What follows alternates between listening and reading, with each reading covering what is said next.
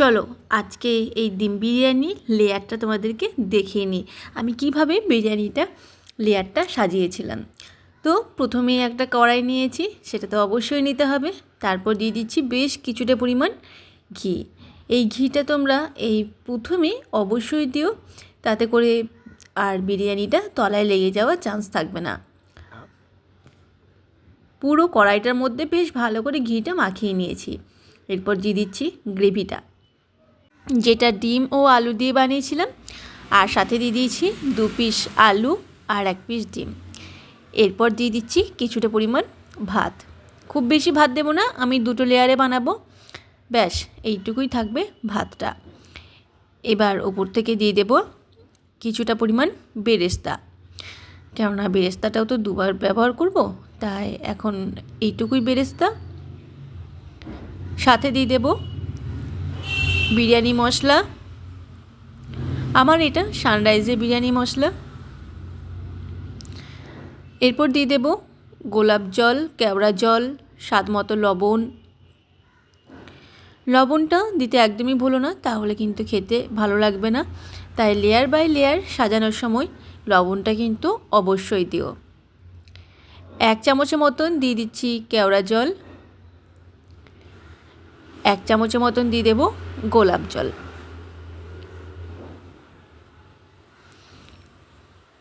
আমি শুধুমাত্র আজকে লেয়ারটা দেখাচ্ছি, পরে অন্য কোনো দিন তোমাদেরকে আমি ফুল ভিডিওটা দেব। অল্প একটু আতর ছিল, সেই আতরটা কয়েক ফোঁটা এখন দিলাম, বাকিটা পরে দেব। এরপর উপর থেকে কিছুটা গ্রেভি দিয়ে দেবো আবারও, আলু সাথে ডিমও, ব্যাস। এরপর দিয়ে দেবো আবার ভাত।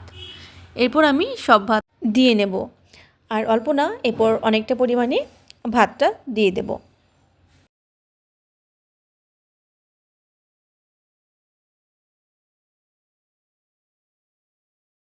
হাত দিয়ে দিয়ে এইভাবে ভাতটাকে বেশ ভালো করে কড়াইয়ের মধ্যে ছড়িয়ে নেব, যাতে করে পুরো কড়াইটা জুড়ে ভাতটা বেশ ভালো করে ছড়িয়ে যায়।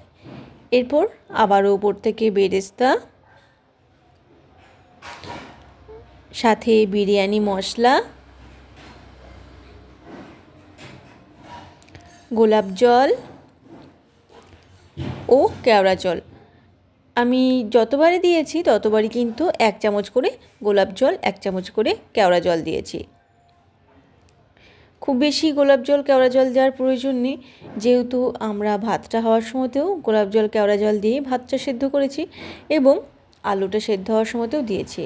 আর এই যে দিয়ে দিয়েছি স্বাদ মতো লবণ, আর সবশেষে ঘি। ঘি না দিলে কিন্তু বিরিয়ানির টেস্ট পাওয়া যায় না, তাই ঘিটা অবশ্যই দিও। সবশেষে লাস্ট গ্রেভি, আলু ও ডিম। এই গ্রেভি আলু ডিম দিয়ে আজকে এটার ফিনিশিং করব।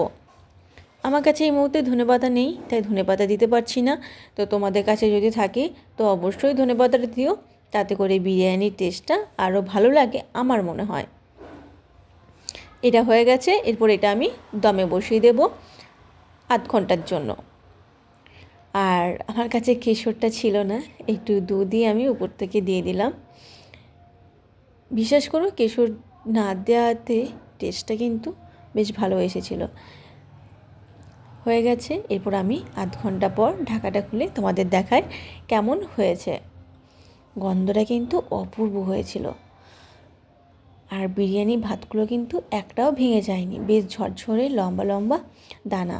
আর দেখো, তোমরা দেখে বুঝতে পারছো কতটা টেস্টি হয়েছে বিরিয়ানিটা। খুব সহজেই বাড়িতেই বানিয়ে নাও এইভাবে আলু আর ডিম দিয়ে বিরিয়ানি। কেমন লাগলো আমার আজকের এই বিরিয়ানির লেয়ারটা কমেন্ট করে জানিও। দেখা হবে পরবর্তী রেসিপিতে। তোমরা সকলেই ভালো থেকো, সুস্থ থেকো, আর আমার এতক্ষণ সাথে থাকার জন্য তোমাদেরকে অসংখ্য ধন্যবাদ। যদি বিরিয়ানির রেসিপিটা দেখতে চাও তো আমার পেজটা ফলো করে রেখো, ঠিক পরে আমি তোমাদেরকে বিরিয়ানির রেসিপিটা শেয়ার করে দেব।